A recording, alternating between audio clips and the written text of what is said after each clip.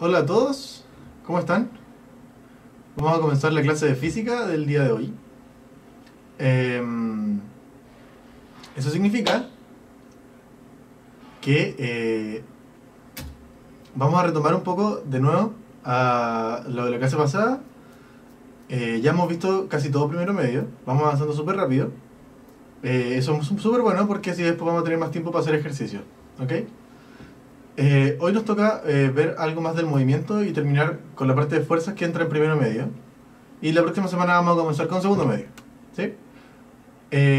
Ojo a todos, que de nuevo estamos siempre usando la página y el temario de DEMRE. Y yo me estoy basando, las clases que estamos haciendo están basadas en lo que diga el temario de DEMRE. Entonces, cualquier duda que tengan, vayan primero al temario y vean si es que entra o no, o qué cosas pueden preguntarles de la materia que están revisando en sus casas, ¿ok? Entonces vamos con la nueva clase del movimiento. Entonces habíamos visto en la clase pasada, de nuevo como siempre vamos a hacer un repaso como cortito. Ojalá que los que tengan dudas hayan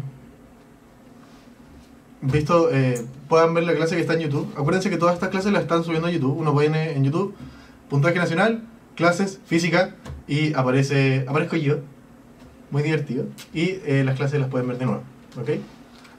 Están separadas las clases de los ejercicios, según lo que me he dado cuenta, así que pueden ver la materia y pueden ver los ejercicios, ¿ok? Entonces en la clase pasada vimos el tema que sale en el temario del DEMRE, que dice reconocimiento de la diferencia entre marco de referencia y sistema de coordenadas, y de su utilidad para describir el movimiento. Entonces, por marco de referencia habíamos dicho, ¿cierto? Y por sistema de coordenadas habíamos dicho que necesitamos un sistema de referencia, ¿cierto? Que tenga además un sistema de coordenadas. El sistema de coordenadas tiene que tener un cero, un origen, y un lugar, una dirección, hacia donde están los positivos y hacia donde están los negativos. Lo mismo pasa en este otro eje vertical, ¿cierto? Que pongo mi cero, y digo que hacia arriba están los positivos y hacia abajo están los negativos. ¿Ok?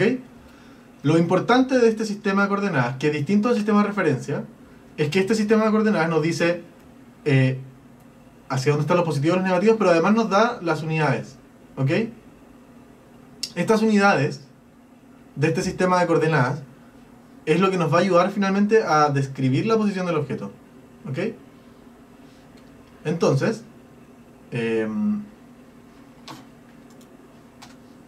teníamos este sistema de coordenadas, teníamos este sistema de referencia y necesitamos poner un sistema de coordenadas, ¿o no? Entonces tenemos la torre Entel acá, tenemos el auto, ¿cierto? Y necesitamos decir dónde está el cero y darle unidades a esta cosa. Esto es lo que hicimos en la clase pasada. Entonces acá, rápidamente le podemos poner el sistema de coordenadas aquí en el inicio de la torre Entel y un vector que nos diga dónde está el auto. En este caso la altura es positiva y la parte horizontal también es positiva, ¿sí? Y no se rían de mi auto porque esto lo hizo un diseñador súper importante de Alemania que diseña autos y esta es la nueva moda, ¿ok? ¿Qué pasa si yo cambio el sistema de coordenadas? Antes lo teníamos arriba, lo tiro el sistema de coordenadas a un nuevo sistema de referencia, ¿cierto?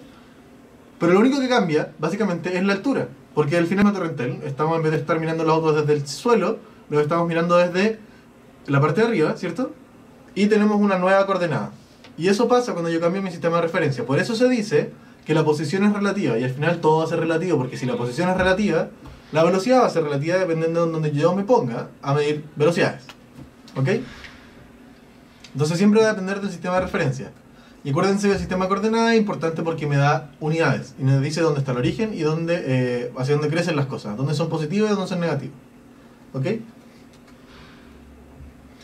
¿Qué más vimos? Parte del temario de DEMRE dice qué es el movimiento. Entonces el movimiento dijimos que era un cambio de la posición de un cuerpo a lo largo del tiempo respecto a un sistema de referencia. Entonces cambia su posición con respecto al sistema de referencia. ¿Ok? Vamos a escoger un sistema de referencia donde se pueda medir la posición, y si la posición cambia, pum pum, es porque hay movimiento, ¿sí? Vimos los deltas, los voy a repetir porque esto es un concepto súper importante, ¿ok? El concepto del delta nos dice que hay una diferencia, o sea, hay algo que cambia, ¿sí? Ese cambio puede ser un cambio escalar o un cambio vectorial. ¿A qué me refiero con que sea escalar o vectorial? El vectorial tiene dirección y sentido, o sea, me dice que cambia, pero con una dirección o un sentido, y no es lo mismo cambiar hacia arriba que cambiar hacia abajo. En cambio, el escalar solo me dice que cambió una magnitud. Por ejemplo, la temperatura. La temperatura cambia, pero no es que cambie con alguna dirección, no es que cambie con dirección norte o dirección sur, ¿cierto? Solo cambia porque en un tiempo hay menos temperatura y luego hay más temperatura, ¿cierto? En cambio, yo sí me puedo mover en distintas direcciones si es que estoy caminando. Por lo tanto, esa caminata va a ser vectorial. Entonces vamos a tener dos conceptos distintos, la trayectoria y el desplazamiento. La trayectoria es la distancia total recorrida y va a ser la distancia escalar. O sea, si es que yo pusiese como un medidor de kilómetros, como en el auto lo que va midiendo es cuántas vueltas da la rueda y eso se va guardando en el kilometraje. Y eso es la trayectoria, es toda la distancia que yo recorro. En cambio, el desplazamiento va a ser el vector que une el punto inicial y el punto final de la trayectoria. Por lo tanto, ese sí tiene magnitud, dirección y sentido. Porque no es, como lo vemos acá, la trayectoria al final es todo lo que yo recorro. En cambio, el desplazamiento es solamente la distancia entre el punto inicial y el punto final. ¿Ok? Eso también lo vimos. Ahora, como estas cosas van a ser distintas generalmente, nosotros vamos a tener que asociar la rapidez media, a la trayectoria, y la velocidad media, que es un vector, a el desplazamiento, que también es un vector. ¿Ok? Por lo tanto, vamos a tener dos cosas distintas. Fíjense que usa la misma letra, la letra B corta, ¿cierto? En cambio a una le pongo un gorrito, una flechita arriba, y eso es porque así nosotros vamos a notar, como poner la notación, ¿cierto? Y nos vamos a dar cuenta que este es un vector, o sea, tiene dirección y sentido. En cambio este es solo un escalar, ¿ok? Haciendo un resumen, ¿cierto? Dijimos que la rapidez media va a ser la velocidad, o sea, la trayectoria dividido en el tiempo en que yo me demoro en recorrer esa trayectoria. Y esto siempre es positivo, porque yo siempre voy a avanzar, independiente si es que avanzo en cualquier dirección, ¿sí? No se confundan con esto de retroceder, porque en realidad retroceder siempre avanzar, pero para otro lado, ¿sí? Ahí cuando yo avanzo, en realidad no me importa el sentido, ¿ok? Y por eso la rapidez media va con la magnitud escalar, ¿sí? Y siempre va a ser positivo, a lo más va a ser 0, ¿sí? Pero no puede ser negativo, porque siempre voy a avanzar, siempre voy a moverme, ¿sí? Que es lo que yo estoy buscando con el movimiento, o sea, con la trayectoria. La velocidad media va a ser la misma historia, ¿cierto? Pero ahora sí me va a importar hacia dónde me estoy moviendo, y por eso tengo que tomar en cuenta el sistema de referencia y el sistema de coordenadas, porque no es lo mismo moverme hacia un lado o hacia el otro, porque ahora yo digo que hacia un lado están los positivos y hacia el otro lado están los negativos. Por lo tanto, la velocidad media sí va a importar hacia dónde me muevo, y eso va a estar incluido en el vector. El vector me dice si es positivo o si es negativo, ¿sí? O sea, si la flecha va hacia allá es positiva, si va hacia acá es negativa, y eso es todo, ¿sí? Esa magnitud vectorial puede ser negativa. En realidad todas las magnitudes vectoriales pueden ser negativas, ¿ok? La aceleración media es el último concepto que vimos, y que significa el cambio de la velocidad en el tiempo.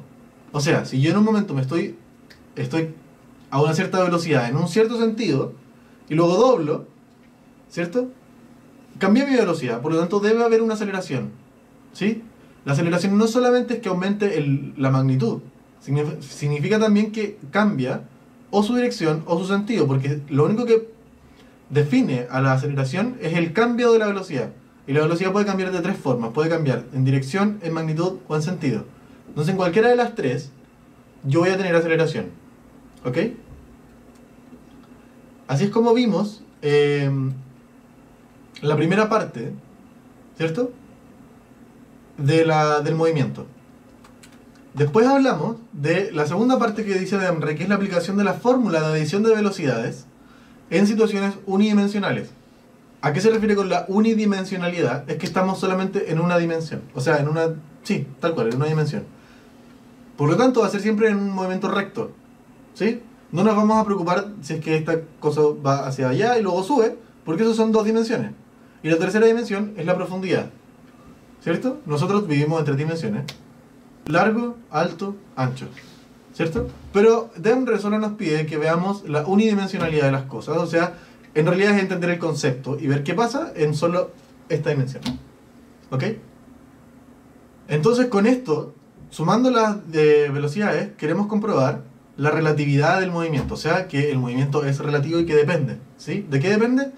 Del sistema de referencia. Entonces, hicimos el ejemplo de andar en bicicleta. Entonces dijimos, ok, tomo mi bicicleta, me subo a la bicicleta y mi sistema de referencia va a ser la bicicleta. ¿Ok? Pero la bicicleta va a estar con una velocidad, porque voy andando en bicicleta. ¿Ok? Voy andando en bicicleta, voy a la calle y pasa que hay un auto al lado mío. ¿Ok? Y el auto se está moviendo en la misma dirección que yo. Entonces vamos a tener a la bicicleta yendo hacia un lado, el auto yendo hacia el mismo lado y van a ir como así. ¿Cierto? Que va a ser distinto que si yo estoy quieto y el auto va así. Porque el auto yo voy a ver que se mueve más rápido si es que yo estoy quieto. En cambio, si yo estoy intentando alcanzar el auto se va a alejar más lejos de mí. Y eso es lo que quiere hacer entender el concepto de suma de velocidades. Y que esa velocidad va a ser siempre relativa y depende de cuánta velocidad llevo yo al final. ¿Sí? Entonces, en este caso, yo pienso, digo, ok, yo me estoy intentando acercar al auto, o sea, el auto se aleja más lento de mí, ¿cierto? Entonces, el resultado, yo tengo que hacer algo con estas 2 velocidades, y el resultado tiene que ser menor a la velocidad del auto. Por lo tanto, debo restarlas. Entonces, la velocidad que vea la persona que está acá en la bicicleta va a ser igual a la velocidad del auto menos la velocidad que lleve la bicicleta, ¿ok? En cambio, si es que el auto viene en sentido contrario, si yo estoy quieto, el auto viene a una cierta velocidad. Pero si yo me acerco al auto y el auto se acerca a mí, este suceso va a ocurrir más rápido. Nos acercamos más rápido nosotros.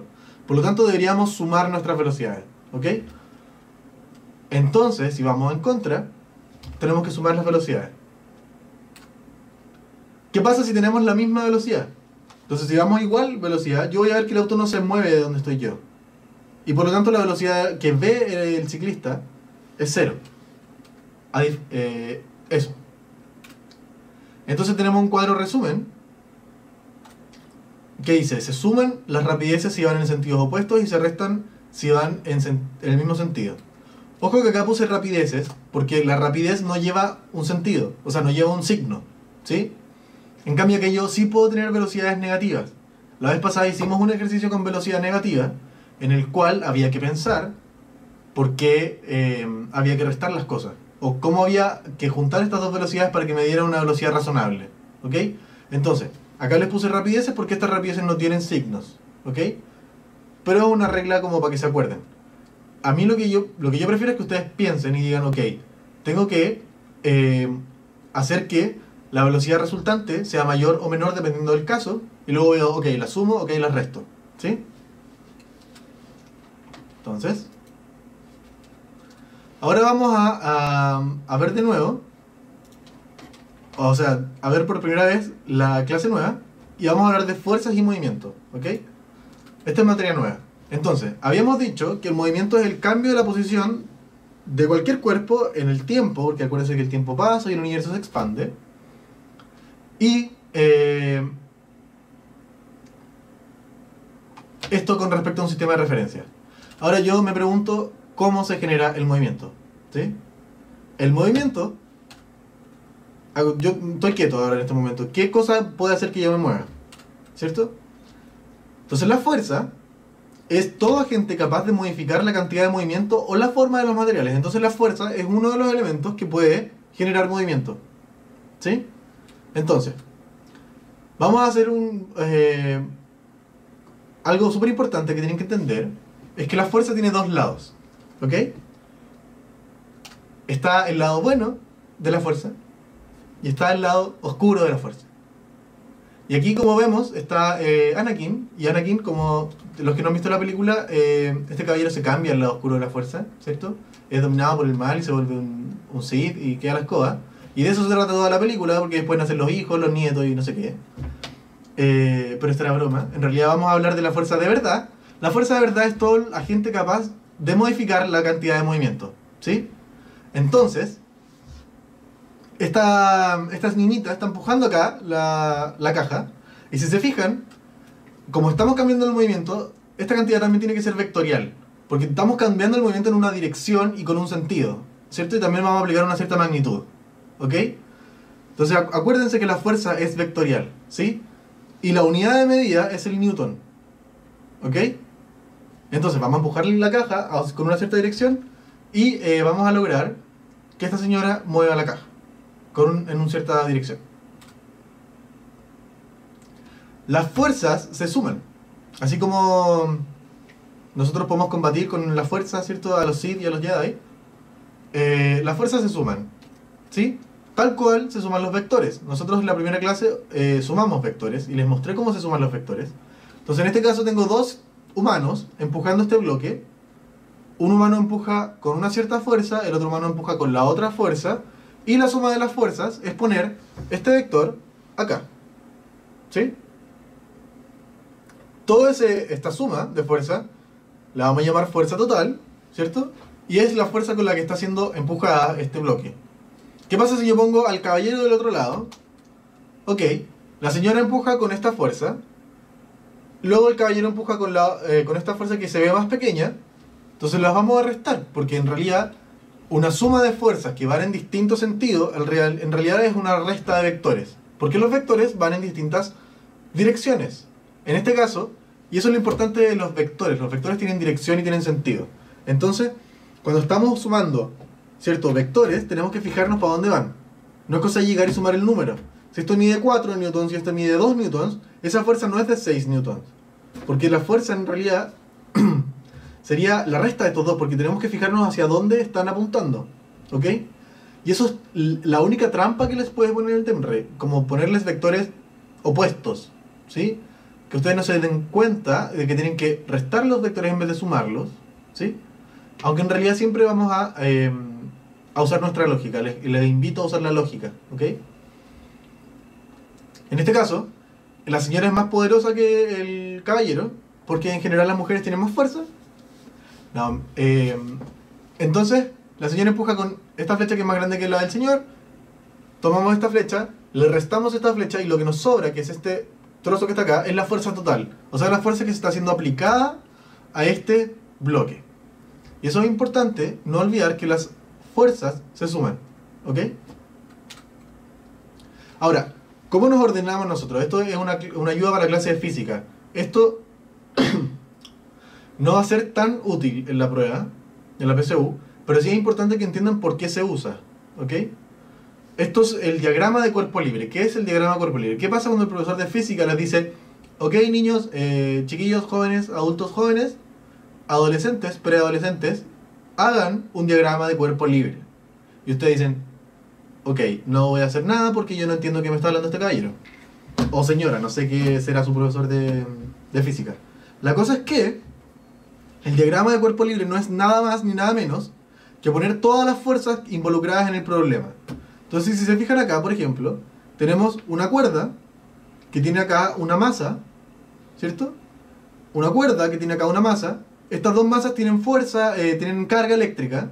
Y nosotros sabemos que si son iguales las cargas, positivo con positivo se repele, ¿cierto? Negativo con negativo se repele. Polos opuestos se atraen, ¿sí? Entonces acá, en este caso, tenemos polos iguales, entonces se repelen. Entonces va a haber una fuerza que está empujando para allá. A este lo empujan para acá, a este lo empujan para allá. Y la tensión de la cuerda, porque la cuerda lo está sujetando de alguna forma. Entonces tiene que haber una fuerza en la cuerda. Y además el peso de la máquina, de la masa que está acá. Entonces, tiremos solamente de esta figura, de este mono que está acá, de esta pelota.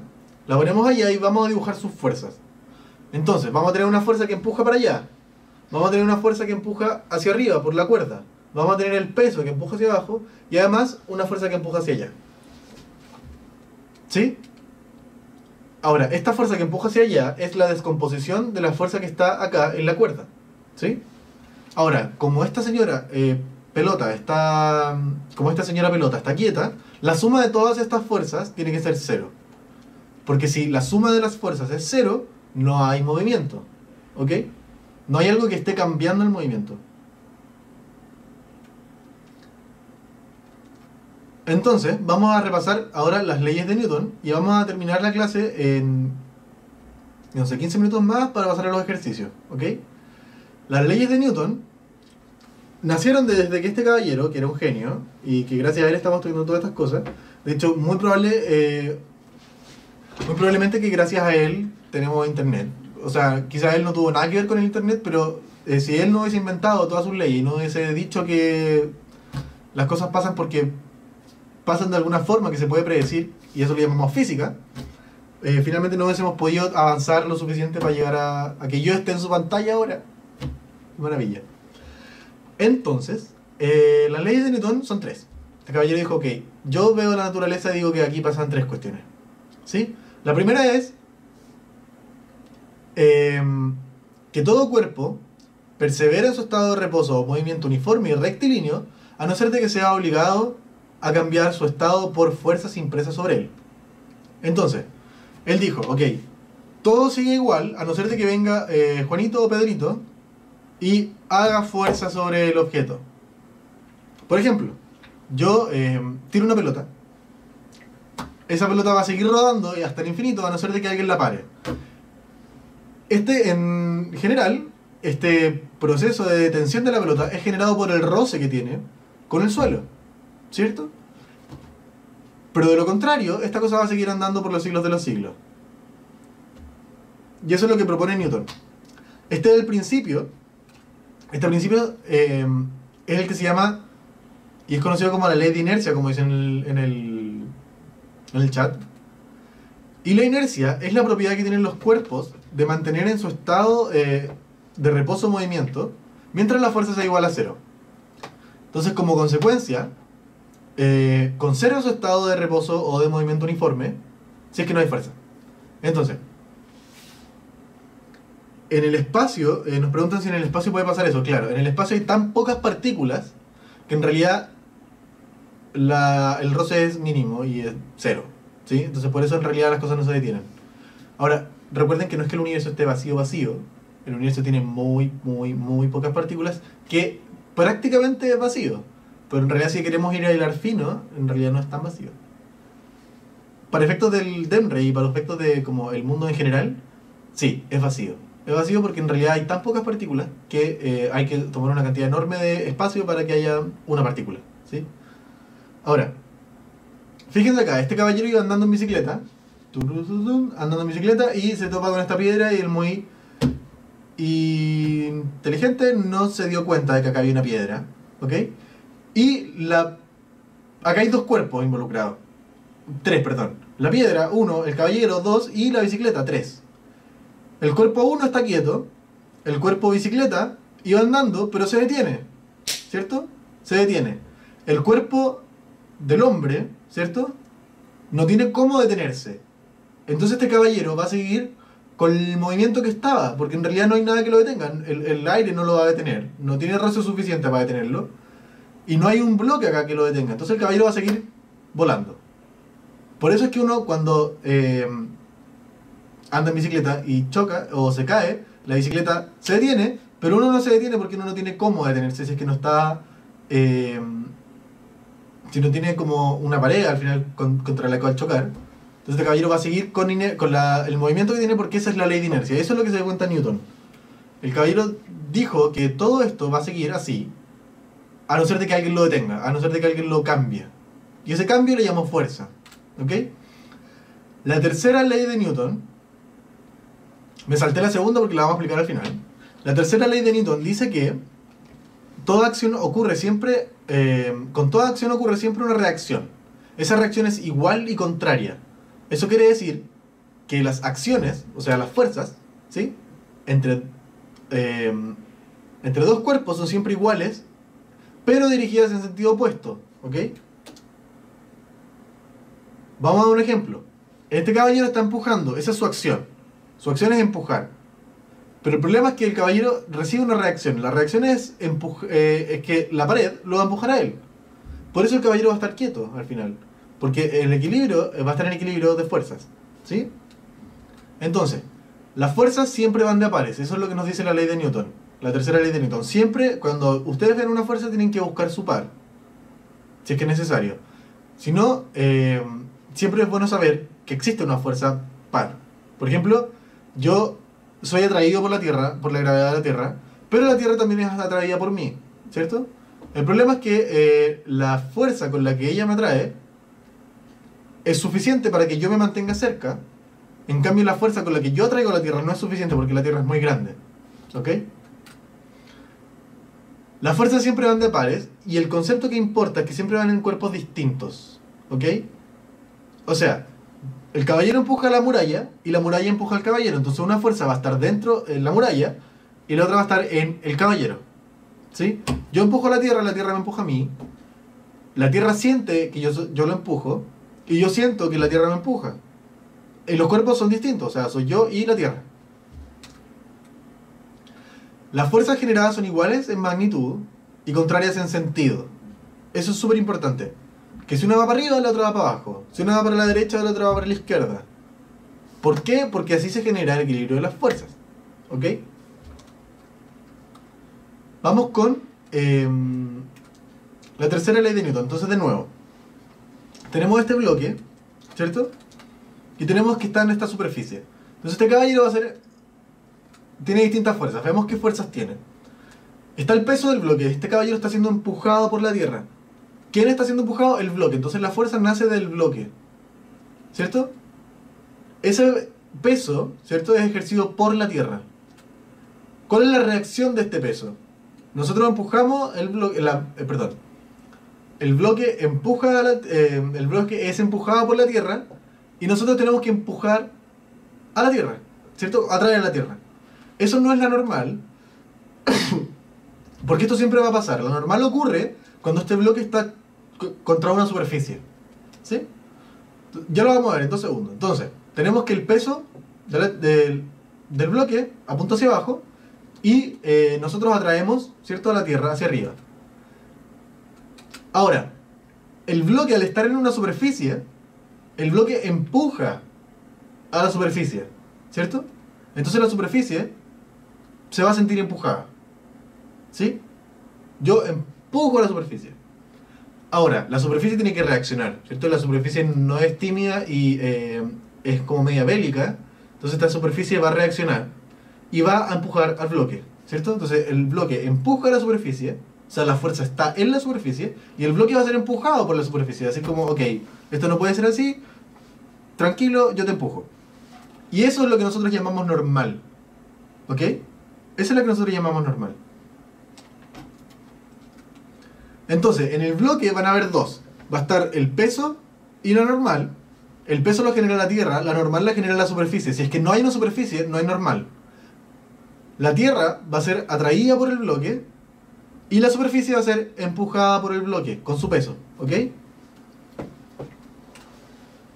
Entonces, en resumen, la fuerza del cuerpo 1 va en el cuerpo 2 y es igual a menos. ¿Por qué menos? Porque va en el sentido opuesto. Si yo voy para arriba, luego la otra va hacia abajo. Y eso va a ser igual a la fuerza 2 menos... la fuerza en el cuerpo 2 que actúa en el cuerpo 1. Entonces, de nuevo, antes de que me enrede, la fuerza 1 va sobre el cuerpo 2, ¿cierto? Y es igual a la fuerza 2 que va sobre el cuerpo 1, pero con signo contrario, porque así es como yo cambio los sentidos. La segunda ley de Newton, que era la que nos faltaba, nos dice que el cambio de movimiento es proporcional a la fuerza motriz impresa según la línea recta a lo largo de la cual aquella fuerza se imprime. Entonces lo traducimos al español, significa que nosotros estamos hablando de cómo cambia el movimiento. ¿Cómo lo cambio? Con una fuerza. Y esta es la ley que nos dice cuál es la forma en que cambia esta fuerza. Entonces nos dice que el cambio de movimiento es generado por una fuerza, ¿ok? El cambio de movimiento es el cambio en la velocidad, porque ya habíamos dicho que el movimiento es cambiar de posición. Cambiar de posición en un cierto tiempo es una velocidad, ¿cierto?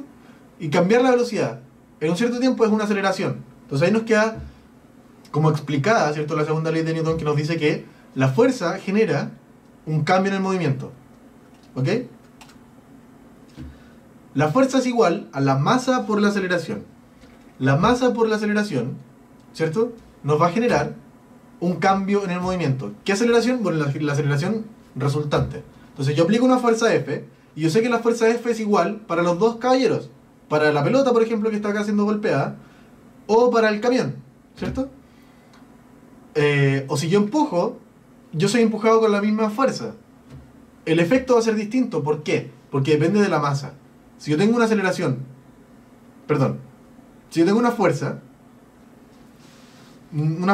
chiquitita, tengo una fuerza promedio, tengo una masa chiquitita, para que sea una masa chiquitita y tengo una fuerza de este porte, tengo que multiplicar esta masa chiquitita con una aceleración grande para que el promedio, para que la multiplicación me dé esta fuerza promedio, normal, ¿cierto?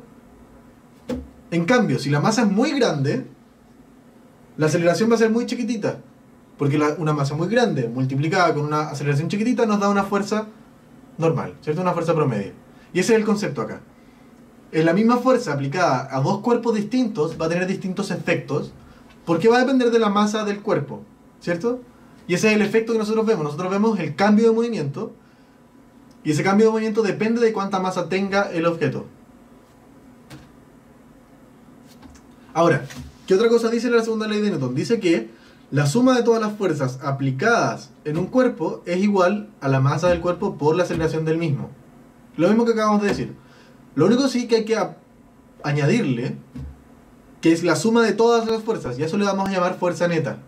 Entonces la fuerza neta es la suma de todas las fuerzas. O sea, si hay, por ejemplo, en el caso anterior, que teníamos una pelota colgando, teníamos el peso, teníamos la tensión, teníamos la fuerza eléctrica, un montón de cuestiones, y hay que sumarlas todas, y ese conjunto, esa suma de todas las fuerzas nos da la fuerza neta, y eso nos dice cuánto es el movimiento de este caballero, de esta pelota, de este animal, de lo que sea, ¿ok?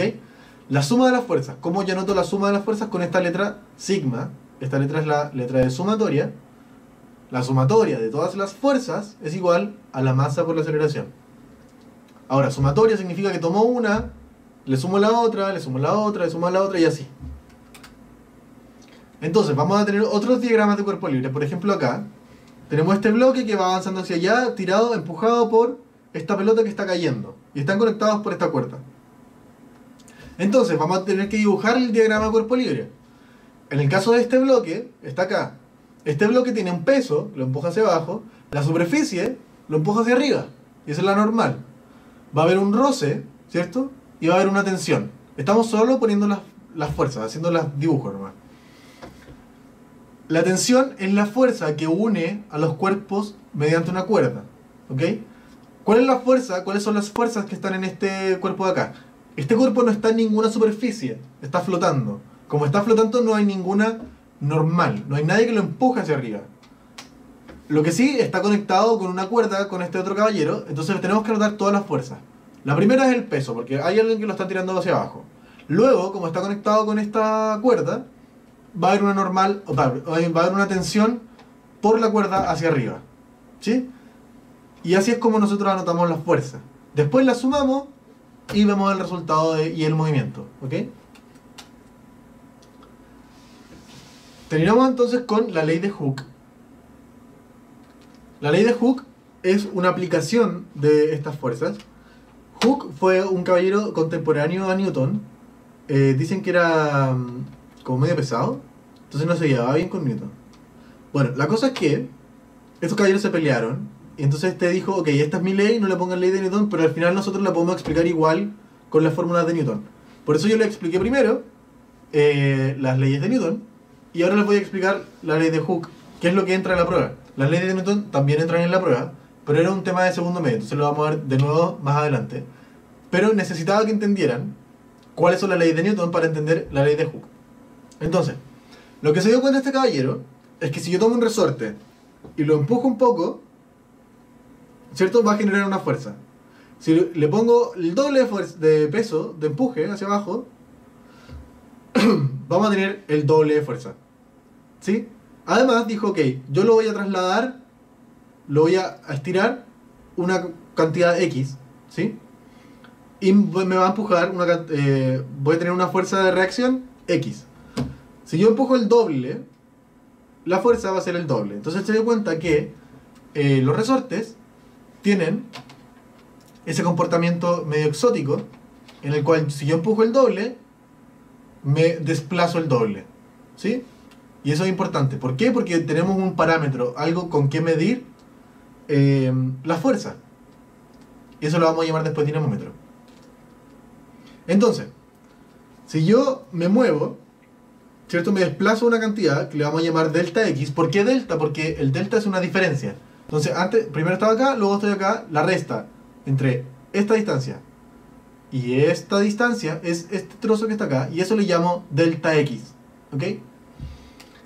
Ese delta X apunta hacia abajo, ¿cierto?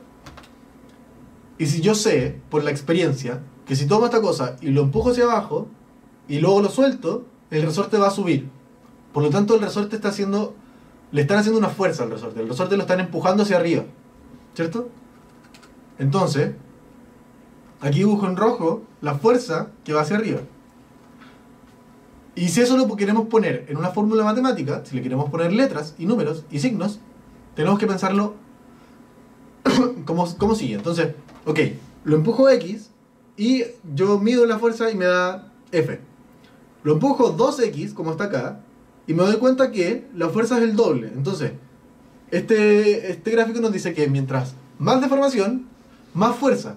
Pero no tan solo eso, nos dice que si yo lo deformo el doble, si lo empujo el doble, la fuerza va a ser el doble. Si lo empujo el triple, va a ser el triple.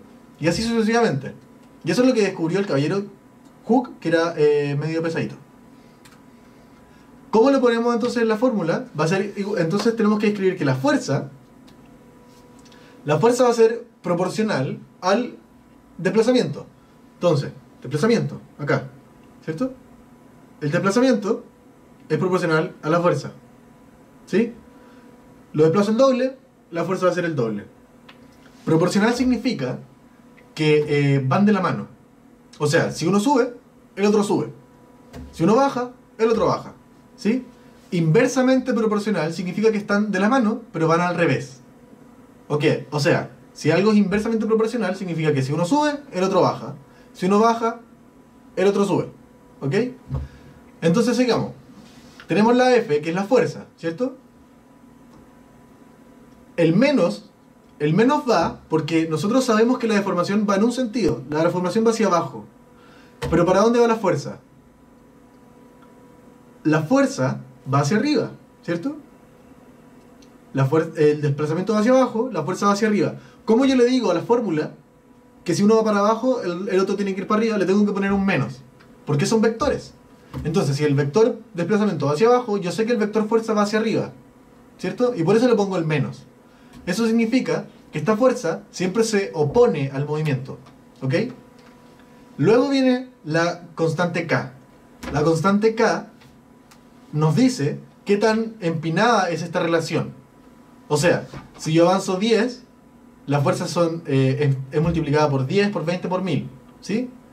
Eso es lo que nos dice el K. El K nos dice qué tan efectivo es el traspaso entre movimiento y la fuerza, ¿sí? Ahora, esto el señor Hooke no se había dado cuenta, o quizás sí se dio cuenta, pero no lo quiso decir, no tengo idea. La cosa es que los resortes, en general, sí, funcionan linealmente hasta un punto de quiebre, ¿cierto? En el que ya dejan de funcionar así y finalmente se deforman. Entonces aquí es donde el elástico es lineal, luego no es lineal, luego se deforma y luego se rompe. Y ahí es cuando queda la escoba. ¿Ok? Entonces, tenemos acá un dinamómetro, ¿sí? Y vamos a explicar entonces cómo funciona el dinamómetro. El dinamómetro funciona habiendo medido el resorte que está acá adentro, sabiendo la constante K. Y si yo sé la constante K, ¿cierto? Yo puedo saber que si se desplaza 10, la fuerza va a ser K veces 10. Entonces la fuerza va a ser el resultado de multiplicar K con el desplazamiento. Entonces si se desplaza 10, lo multiplico por K y me da la fuerza. Entonces, tengo el peso que va, le pongo un peso a esta cosa, esto se desplaza, se mueve acá, acá hay una regla, y me dice, ok, se movió 10, usted multiplíquelo por K y usted va a tener la fuerza. Entonces, el peso nos dice que va hacia abajo, la ley de Hooke nos dice que el resorte lo va a empujar hacia arriba y ahí como nosotros vemos que si este cuerpo está quieto, ¿cierto? El movimiento debe ser cero. Entonces, la fuerza neta es la suma de todas las fuerzas, ¿cierto? ¿Qué fuerzas están? Está la fuerza de hook, la del resorte, y está la fuerza peso. ¿Ok? Si la sumamos, nos debería dar 0, porque este caballero no se está moviendo. ¿Sí?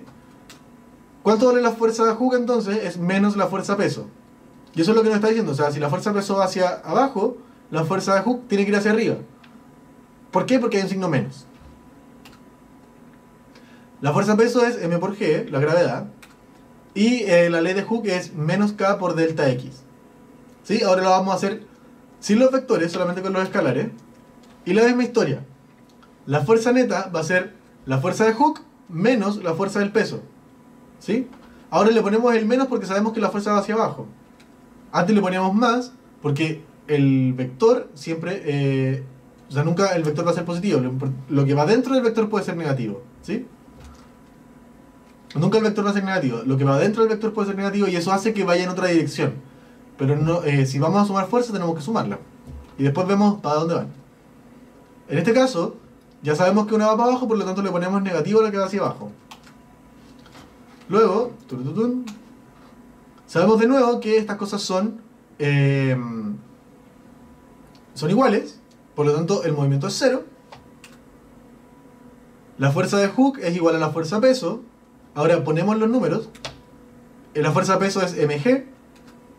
La ley de Hooke es menos k por delta x, ¿cierto? Igualamos mg igual menos k por delta x. Y si queremos saber la masa, porque eso es la idea del dinamómetro, en realidad no es siempre la idea del dinamómetro, pero la idea del dinamómetro es medir la fuerza, ¿sí? La podemos usar para medir la masa, si es que dividimos por la gravedad, y nos queda esto. Menos k delta x partido en g. Y ese es el valor de la masa de esta cosa que está colgando. ¿Sí? Ahora ustedes van a pensar, ok, esto es negativo, ¿cierto? Porque hay un menos. Pero en realidad no es negativo. Porque el desplazamiento, el delta x, es negativo. Entonces menos con menos da más. ¿Por qué es negativo? Porque yo me desplacé hacia abajo, hacia los negativos. ¿Sí? Acuérdense que esta ley de Hooke, esta fuerza es positiva. Y es positiva porque el menos con el menos de allá da más. ¿Ok?